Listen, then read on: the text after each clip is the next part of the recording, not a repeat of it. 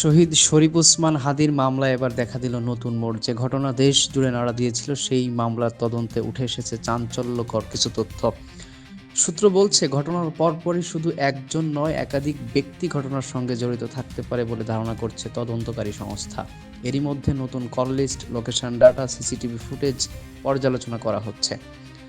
তদন্ত সংশ্লিষ্ট একাধিক সূত্র জানিয়েছে, ঘটনার সময় ওসমান হাদির আশেপাশে সন্দেহজনক গতিবিধি ছিল, যা আগে গুরুত্ব পায়নি।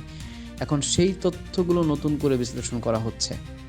সবচেয়ে গুরুত্বপূর্ণ বিষয় হলো, যাদের আগে সাক্ষী হিসেবে দেখা হচ্ছিল তাদের মধ্যে কেউ কেউ তদন্তের আওতায় আসতে পারে। আইন বিশেষজ্ঞদের মতে, এই নতুন তথ্য যদি প্রমাণিত হয় তাহলে মামলার গতিপথ সম্পূর্ণ বদলে যেতে পারে। তবে এখনই চূড়ান্ত কিছু বলার সুযোগ নেই, তদন্ত চলছে। প্রশ্নর মুখে অনেক পুরনো দাবি।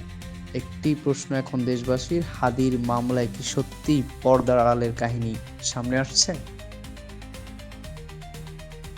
অন্যদিকে স্বরাষ্ট্র মন্ত্রণালয় বলছে, হাদির হামলাকারী ফয়সাল ধারণা করা হচ্ছে দেশেই আছে, তবে তার অবস্থান এখনো পর্যন্ত নির্দিষ্ট নয়। এ সময় মন্ত্রণালয় আরও বলে, অন্য দেশে পালিয়ে যাওয়ার অফিসিয়ালি কোনো তথ্য আমাদের কাছে নাই। এদিকে হাদি হত্যার বিচারের দাবিতে আজও কড়া ভাষায় প্রতিক্রিয়া জানিয়েছে ইনকিলাব মঞ্চ।